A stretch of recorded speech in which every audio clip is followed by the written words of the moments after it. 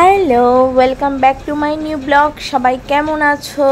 তো দেখতেই পাচ্ছ আমি সদ্য বাড়িতে ঢুকলাম আর এখন বাজে রাত্রি 9টা। আর আমি গেছিলাম কম্বোপাড়ার পোলাও আনতে। তো সেখানে গিয়ে দেখলাম তো প্রচণ্ড ভিড়।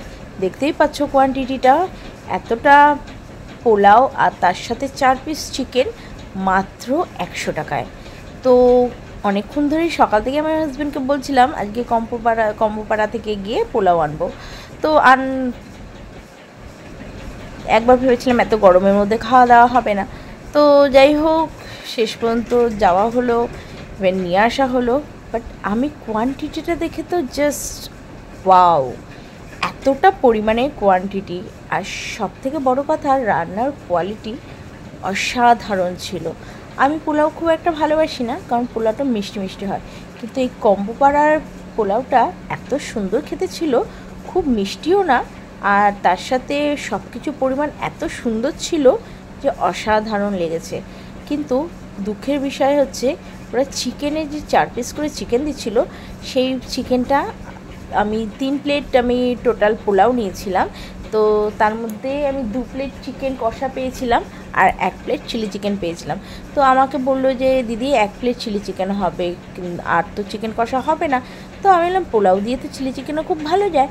তো আমি নিয়ে বললাম যে ঠিক আছে চলো আমাকে চিলি চিকেনই দিয়ে দাও। তো বাড়িতে এনে এবার বসে পড়েছি খাওয়ার জন্য। খেয়ে টেস্ট করে দেখবো কেমন হয়েছে খেতে, আর তোমরাও ভালো করে দেখো কীরকম আমি রিয়াকশানটা দিই। সত্যি জিনিসটা এত সুন্দর ছিল, চিলি চিকেনের স্বাদ আর তার সাথে পোলাওটা অসাধারণ খেতে ছিল, অসাধারণ।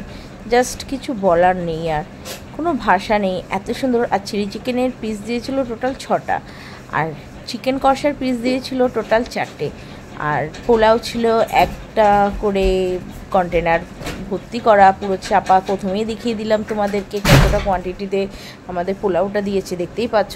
একজনের পক্ষে পুরো গোটা পোলাওটা খাওয়া সম্ভব না, তো আমরা 2 প্লেট ভেঙেছি আর 1 প্লেট আমরা রেখে দিয়েছি, কেননা এই দেখো এত সুন্দর খেতে হয়েছে পোলাওটা, অসাধারণ হয়েছিল খেতে।